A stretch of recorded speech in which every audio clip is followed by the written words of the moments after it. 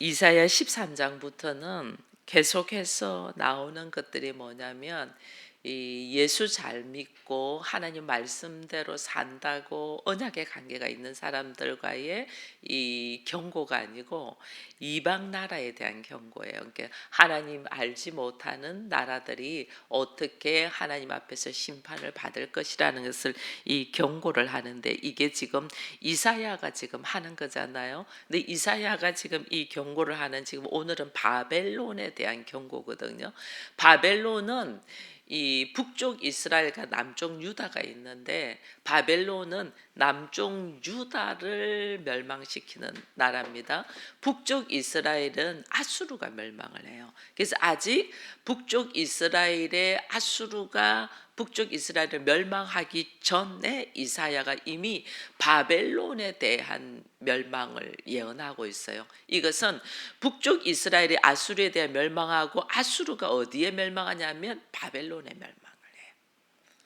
그리고 그 다음에 바벨론이 또 유다를 멸망시키고 난 다음에 바벨론이 멸망을 하거든요. 그러니까 엄청난 수백 년 후의 일을 지금 이사야가 지금 예언을 하고 있는 거예요. 이게 이제 우리가 하나님의 사람이 하나님의 말씀 안에서 오직 하나님의 뜻으로 살아가는 사람은, 하나님은 이게 전에도 어제도 오늘도 내일도 동일하시잖아요. 그래서 내 안에 하나님의 영이 들어와 있고 하나님의 말씀으로 있는 사람은 과거에도 내가 왜 잘못되었는가도 알 뿐 아니라 오늘 현실뿐 아니라 앞으로 있을 미래도 예언을 할 수 있는 은혜가 우리에게 있다는 거죠. 그래서 이사야는 지금 하나님 앞에 온전히 쓰고 난 다음에, 그가 입술이 부정한 자였잖아요. 왜냐하면 현실적으로 우시아라는 이 엄청난 왕이 나라를 잘 통치하고 다스렸는데, 이 우시아 왕이 딱 죽음으로 통해서 주변 나라가 막 치고 들어오는 이 모습을 보고 이사야가 현실적으로 눈을 딱 볼 때 어이가 없잖아요. 하나님과 언약된 백성들에게 고통이 오고 하나님과 관계가 없이 사는 이방 나라가 하나님의 사람, 하나님의 자녀들 막 치고 들어오니까 이게 왜 이런 일이 있냐고 하나님께 하소연하고 있을 때에, 하나님께서 그의 눈을 열어서 천사들이 하나님을 섬기고 거룩하다고 나의 잘못된 생각을 제단 숯불로 통해 가지고 그것을 태워버려 가지고 새롭게 하나님의 나라를 보는 자가 되었잖아요. 이 하나님의 나라가 보는 자가 딱 되고 보니 수백 년 후에 있을 일도 지금 예언을 하는 것이, 지금 13장부터 이스라엘의 주변 이방 나라에 대한 이 멸망, 그들이 어떻게 될 것인가를 쭉 예언하는 거예요. 그래서 우리가 하나님의 사람으로 거듭나는 것, 하나님의 말씀이 내 안에 있어서 하나님의 나라를 볼 줄 아는 사람과 내 방식대로 나 보기 좋은 대로 사는 사람과는 이 땅에 똑같이 밥을 3세끼를 먹고 살아도 삶의 수준이 달라요. 가치가 달라요. 늘 하나님과 대화하면서 하나님이 우리를 향하여 하시는 일을 보는 자와 자기 열심으로 사는 사람은 차원이 달라요.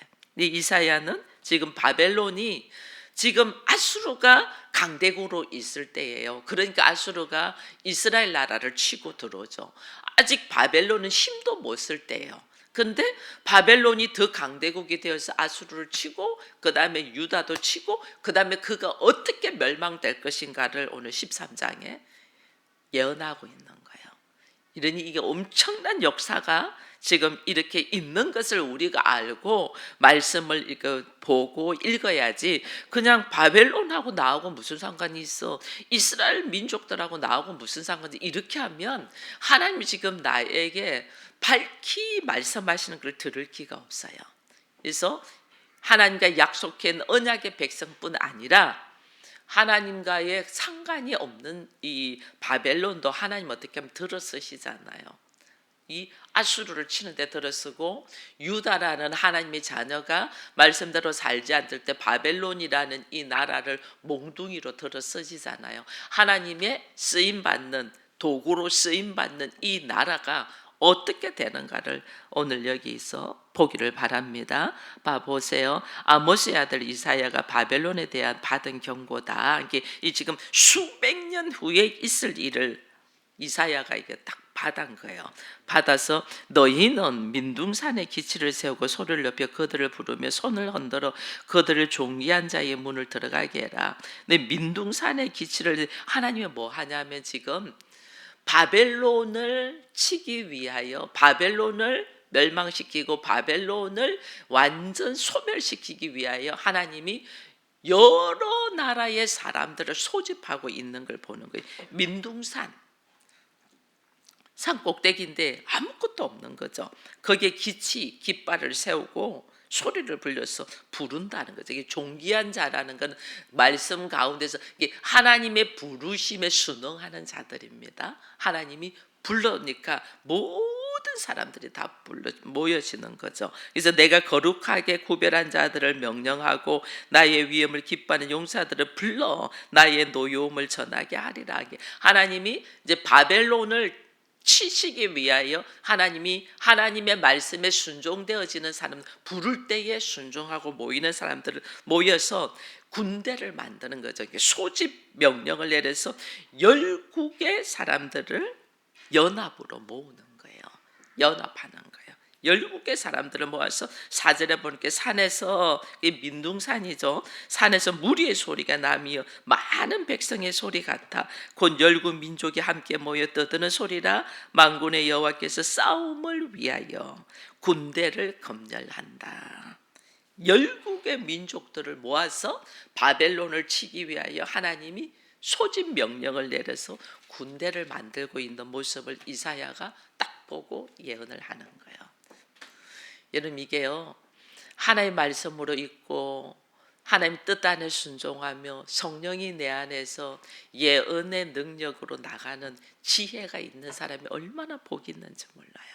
근데 이렇게 하나님의 지혜와 예언의 능력이 나가기 위하여는 내가 어떤 모습으로 있냐면 어떤 말씀에도 순종하는 모습으로 있어야 돼요.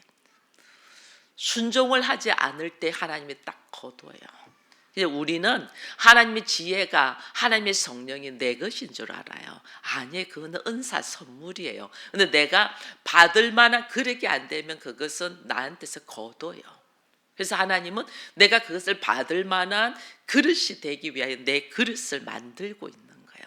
내가 그 하나님의 놀란 은혜를 담을 수 있는 그릇이 돼야 되잖아. 그래서 나를 매일매일 훈련시키는 거예요. 그 매일매일 훈련이 하나님이 나로 하여금 말씀에 의지하여 어디까지 순종할 수 있는 사람인가를 테스트한단 말이에요.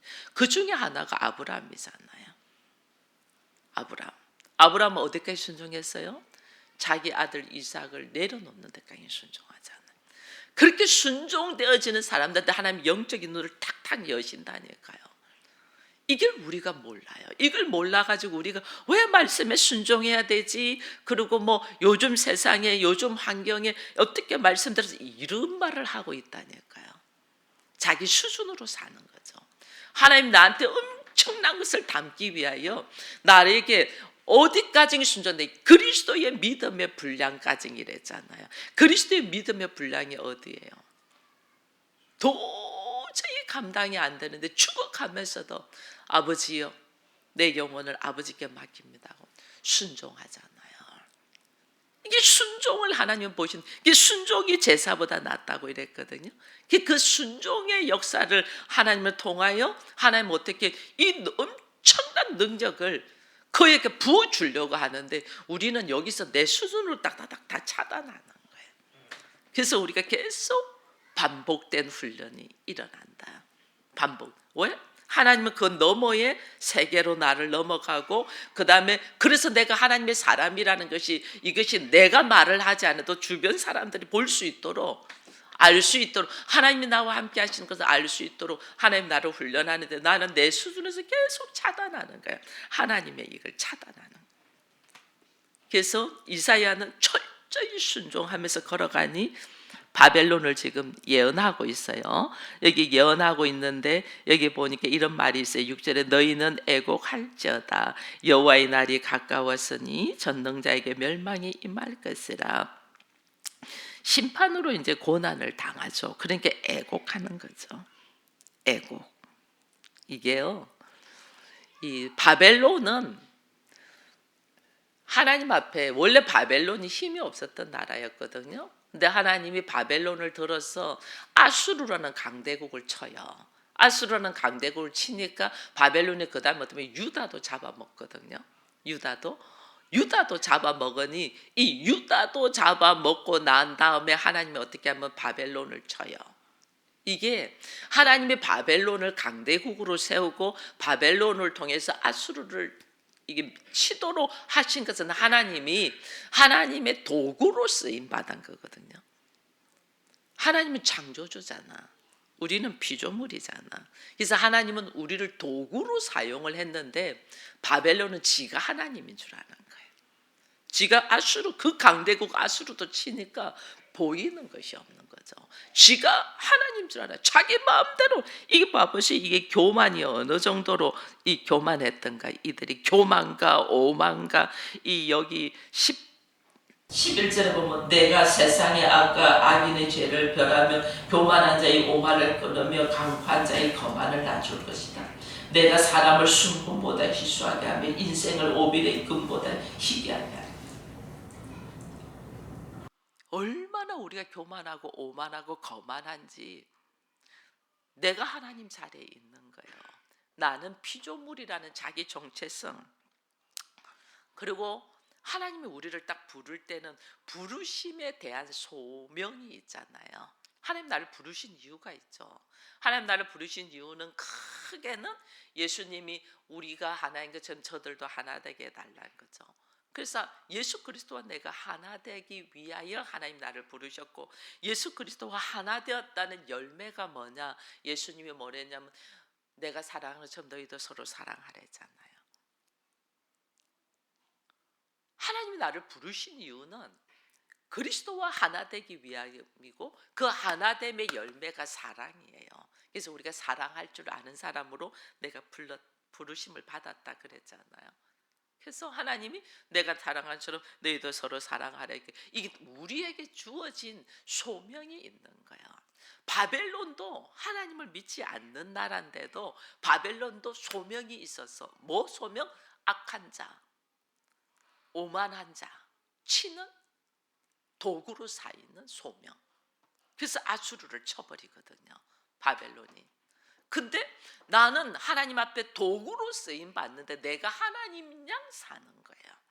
그러니 하나님이 이 바벨론도 어떻게 철저하게 바벨론도 친다. 그들이 어떻게 그때는 애곡한다. 여호와의 날이 가까웠다. 하나님이 이 애곡하도록 이들이 철저하게 애곡. 이제 바벨론의 신은 마두신이거든요.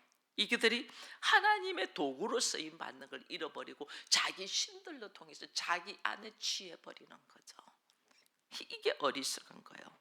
그러니까 하나님이 어떻게 하냐면 이 10절에 보니까 하늘의 별과 별무리가 그 빛을 내지 않고 해가 돋아도 어둡고 달이 빛을 비추지 아니할 것이다. 이 지구에 이 세계, 우리 자연의 세계조차도 이들을 멸망하는 데 있어 가지고 하나님의 도구로 쓰이는 거죠. 여러분, 바벨론이 어디에 멸망되냐면 여기 17절에 보면 이 바벨론이 누구를 통해서 멸망되냐면 보라, 은을 돌아보지 않고 금을 기뻐하지 않은 메대 사람들.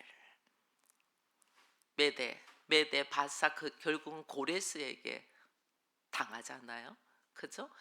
이스라엘 백성들이 바벨론의 포로로 70년 동안 있을 때에 고레스, 메대 바사의 왕 고레스가 이 바벨론을 쳐가지고 바벨론에 있는 포로들을 고레스가 돌려보내잖아요. 그죠? 이게 지금 수백 년 뒤에 있는 일이에요. 수백 년 뒤에. 바벨론은 아직도 아수르를 안 쳤을 때야. 그런데 이사야가 이걸 예언을 한단 말이에요. 바벨론에 대한 경고를. 이게 우리가 얼마나 하나님의 말씀에 순종하며 주의 안에 쫙 있어야 되는 걸 지금 보여주는 거예요. 바벨론이라는 이 나라는 세상 방법으로 사는 것을 하나의 대표로 이야기하는 거예요. 내 안에 세상의 철학, 세상의 정신, 바벨론 정신. 우리가 요즘 드라마 이런 것들을 보면 굉장히 세상적인 세계로 딱 일하는 그런 바벨론 정신 이렇게 하거든요. 바벨. 뭐 회사를 차려도 이름을 바벨 이렇게. 이름 세상의 힘. 이거 이야기해요. 세상의 힘이 바벨이에요. 바벨탑. 우리가 하나님처럼 하자. 이게 세상의 이 철학과 정신 세계를 대표하는 것을 바벨론을 가지고 지금 하나님 말씀하네. 내가 세상적인 사고방식, 세상의 철학, 세상적인 정신으로 있으면 어떻게 멸망하는가를 지금 하나님이 바벨론 나라를 대표를 해서 지금 우리에게 이야기하는 거예요. 세상적인 정신은 왜 우리가 하나님 말씀에 순종하지 않아요? 내가 하나님처럼 되려고 하잖아요. 다 내 생각으로 판단하고 심판하고 결정하잖아요. 이게 바벨론, 교만. 철저히 하나님 앞에 기도하며 내 뜻을 내려놓고 하나님의 뜻을 순종하는 게 아니라 내 뜻을 하나님께 관철시키잖아요. 하나님 이것만 해결해 주세요. 그럼 제가 말씀에 순종하겠습니다. 천만에요. 지금 하나님의 말씀하는 것도 순종 안 하는데 이것만 내 뜻대로 해주면 내가 하나님의 말씀대로 순종하겠습니다. 순종해요? 안 하잖아요. 문제 해결해주면 언제 내가 하나님 앞에 기도했냐도 잊어버리잖아요. 이게 우리라니까요. 이게. 그래서 이 어리석은 미련한 인생의 모습을 딱 보여주면서 고레스가 메대 바사 사람들이 이 금도 은도 귀하게 여기지 않는다. 이 사람들은 어떤 사람은 사람만 죽이는 거예요. 사람만 죽이는. 금, 은 다른 사람들은 왜 사람 때문에 금과 은을 훔치려고 사람을 들켜가지고 사람을 죽이는데 메대 바사 사람들은 금, 은은 눈에 안 들어와. 누구만 죽이냐면 사람만 골라서 죽이는. 완전 살인 도구다 그 말이에요. 살인. 금은 이거 기뻐하지 않아요. 뭐 그건 나는 상관없어. 너만 죽이면 돼. 이렇게 들어오는 사람들. 이들로 통해서 바벨론을 그냥 다 멸망시킨다. 지금 이래 돼 있어요. 이게 이 바벨론이 이 계시록에도 기록되어 있거든요. 이건 계시록에도 기록되어 있다는 것은 계시록은 마지막 세상에 대한 이야기잖아요. 이게 세상적인 사고로 사는 사람들 이걸 지금 이야기하는 거예요. 인간의 대표. 하나님이 하나님 없이 자기가 옳다고 주장하고 살고 있는 사람들을 하나님은 바벨론에 비추어서 그들이 어떻게 멸망할 것인가를 하나님 경고하고 있는 거예요. 여러분, 아브라함을 하나님이 부르실 때에 하나님 아브라함을 불렀잖아요. 아브라함을 불렀는데 나중에 아브라함이 그 소돔과 고모라 상에 조카 롯이 있는데 그게 멸망에 온다니까 아브라함이 어떻게 해요? 중보기도를 합니다. 하나님 거기에 의인 50만 있어도 멸망할 그게 그 심판하겠습니까? 의인 45명 40명 하다 나중에 의인 10명 있어도 심판하겠습니까? 막 중보기도 하거든요. 그 중보기도 하다가 나중에는 직접 사람들을 데리고 자기 조카 롯을 구하러 가요. 그렇게 가요. 그 아브라함 왜 그랬을까? 아브라함 왜 소돔과 고모라는 화려하게 세상 방법으로 살고 있는 나라인데 왜 그 나라를 심판을 면하게 해달라고 기도를 하고 그 다음에 직접 가고 그러니까 여러분 우리는 다 조카 롯을 구하기 위하여 그렇다고까지만 알고 있습니다. 물론 조카 롯도 구하죠. 왜 조카 롯도 구하냐면 내 피부치니까 내 형제니까 이게 하나의 힌트예요. 여러분 우리는 예수 믿는 사람에게는 하나님이 나만 잘 살게 하지 않아요. 나는 누구로 불렀냐면 축복의 통로로 불렀잖아. 그럼 나는 축복의 통로는 흘러넘쳐라 그 말이에요. 흘러넘쳐라. 흘러넘친다는 말은 나를 통하여 또 다른 사람을 세우라는 거예요. 나를 통하여 또 다른 사람을 세우는데 하나님 나한테 더 많은 것을 부어 넣어주는 거는 왜 부어 넣어주냐면 우리 가정만이 아니야. 이웃, 이방, 열방. 하나님 나에게 소명을 주신 건 축복의 통로로 이방에 대한 관심. 그 이방이요, 나도 하나님 앞에서 이방이었잖아요. 근데 예수께서 이 이방인인 나를 살리기 위하여 십자가를 지시고 피를 흘리셨잖아요. 그러면 나도 그 이방인 신분이었지만은 하나님의 자녀가 된 것처럼, 자, 내 가족들 아직 말씀 몰라요? 그럼 그들은 하나님 앞에서 뭐예요? 이방인이야. 이방인. 그 이방인들을 하나님의 말씀으로 들어오게 하기 위하여 가정을 교회로 선포했단 말이에요. 그럼 그들이 말씀 안으로 들어오게 하기 위하여 내가 어떤 모습으로 서야 되나? 내가 어떤 모습 써야 돼요?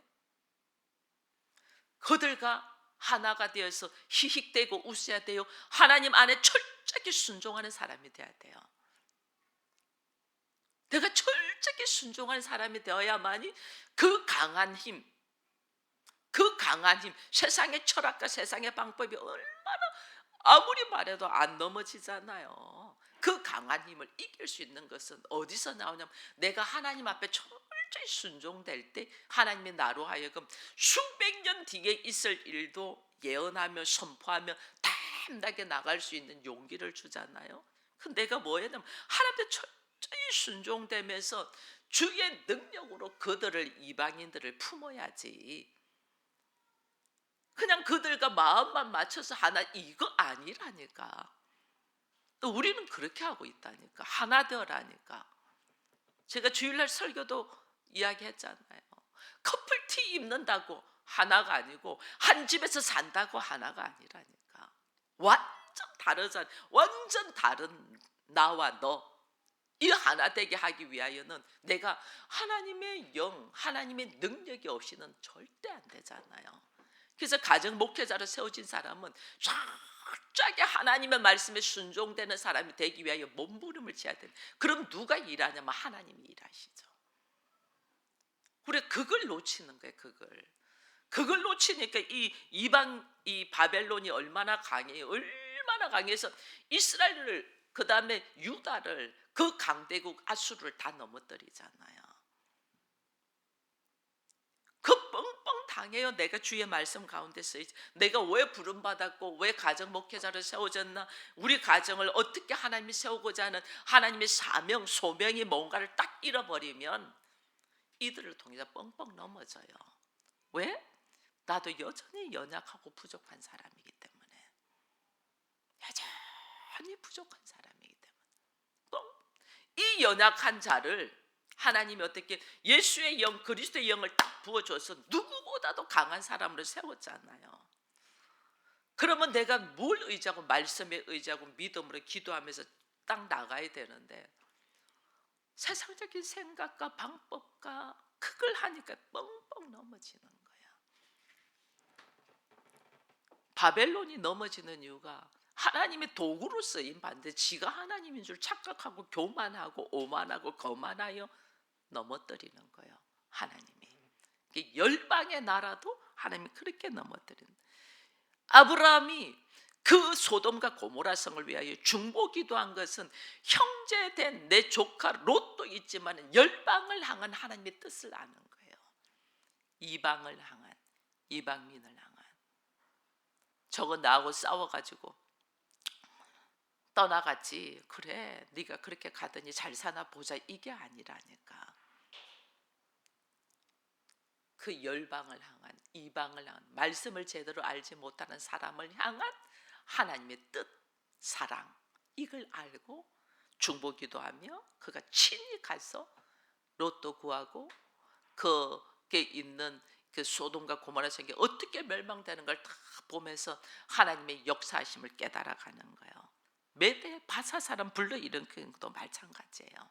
바벨론의 멸망도, 이걸 이사야가 다 보면서 여호와의 날에 결국은 누가 하나님인가를 딱 보게 하는 거죠. 이 바벨론도 신이 있었잖아요. 여러분 다 나라마다 신이 있잖아요. 근데 우리가 참 신, 누가 이 세상을 다스리며 통치하고 있는가를 하나님이 우리로 하여금 알게 하게 하여 여호와의 날, 여호와의 날, 여호와의 날 이래 돼 있는 거예요. 그래서 바벨론의 멸망은 악인의 죄와 오만한 자와 폭력자를 낮추는데, 이것이 뭐냐면 우리에게 받은 부르심의 소명이 뭔가를 다시 한번 딱 알게 하는 거예요. 하나님 나를 부르신 소명이 뭘까? 하나님 나를 향하여 왜 나를 부르셨나? 그리고 우리 교회는 우리 가정은 왜 뭐 소망교회라고 했고, 왜 임마누엘 교회라고 했고, 왜 에덴 교회라고 했고, 왜 기쁨의 교회라고 했나? 그 소명을 다 생각하면서 하나님 안에 내가 그 사명, 그 소명을 감당할 수 있는 자가 되기 위하여 깨어 있어야 되는 거죠. 그래서 오늘 우리의 바벨론의 멸망을 딱 보면서 하나님이 철저하게 멸망시키거든요. 어느 정도로 아이를 가진 임산부도 긍휼히 여기지 않는다, 이렇게 돼 있어요. 어린 아이도 죽여버리고 임산부도 죽여버리고 사람이 구경하는 것이 없을 것이다. 그들의 성소, 그들의 궁전은 짐승들의 궁전이 될, 그 화려한 궁전들이 짐승들의 들깨, 궁전에는 들깨들이 있고 뭐 이렇게 이야기하잖아요. 짐승들의 낙원이 될 거다. 그러면 거기에 남아있는 사람들은 뭐냐면 짐승이다, 그 뜻이에요. 그러니 하나님 앞에 내가 부름받은 사명 소명을 다시 딱 생각하면서, 이방 나라도 하나님이 이스라엘 백성, 언약의 백성들만 하나님이 징계하시는 것이 아니고, 언약의 백성은 징계를 하고 하나님이 없는 이방인들은 완전 멸망을 시키고, 완전 달라요. 그래서 오늘 우리에게 하나님이 계속해서 말씀하시는 음성을 딱 듣고 다시 나를 부르신 소명, 내가 가정 목회자를 세워진 사명이 뭔가를 딱 생각하며 내가 철저히 말씀에 순종하며 주님, 내가 주의 뜻에 합당한 자가 되겠다는 우리 고백과 함께 우리 가정을 어떻게 하나님의 나라로, 어떻게 교회로 세워갈 건가를 주와 깊은 교제 속에서 여러분들이 승리하기를 축원드립니다.